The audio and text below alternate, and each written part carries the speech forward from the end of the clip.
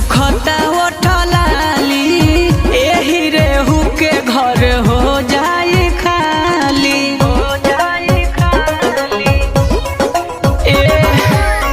रोता बाली सुखता उठलाली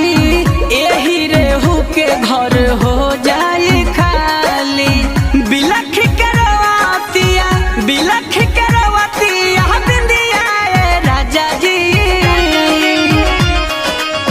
कहता कंगना आई मिस यू सजना जाही जनी छोड़ी के इंडिया राजा जी कहता कंगना आई मिस यू सजना जाही जनी छोड़ी के इंडिया राजा जी मत जाए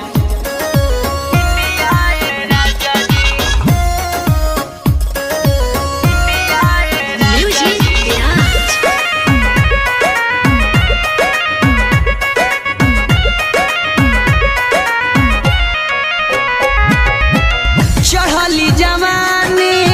छोड़ के जानी बूझी लेना मोर मन के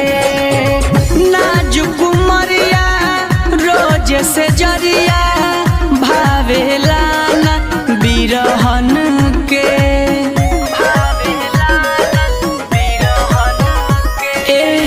चढ़ली जवानी छोड़ के जानी बूझी लेना मोर मन के नाजुक उमरिया रोज से जरिया भावेला ना बिरहन के तोहरा बिन आई नाही निंदिया राजा जी कहता कंगना आई मिस यू सजना जाही जनी छोड़ी के इंडिया राजा जी कहता कंगना आई मिस यू सजना जाही जनी छोड़ी के इंडिया राजा जी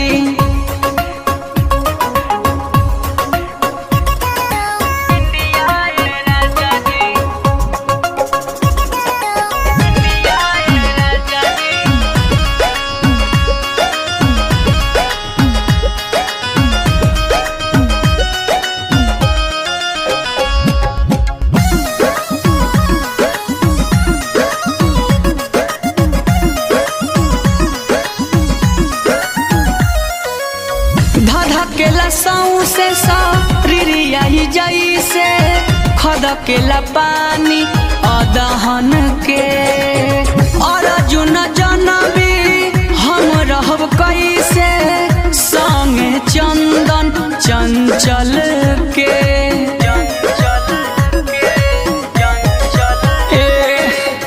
धधकेला सौसे रिरियाई जैसे खदकेला पानी अदहन के बिराज अर्जुन हम रहब कैसे संगे चंदन चंचल के छोड़ी दूर देशवा के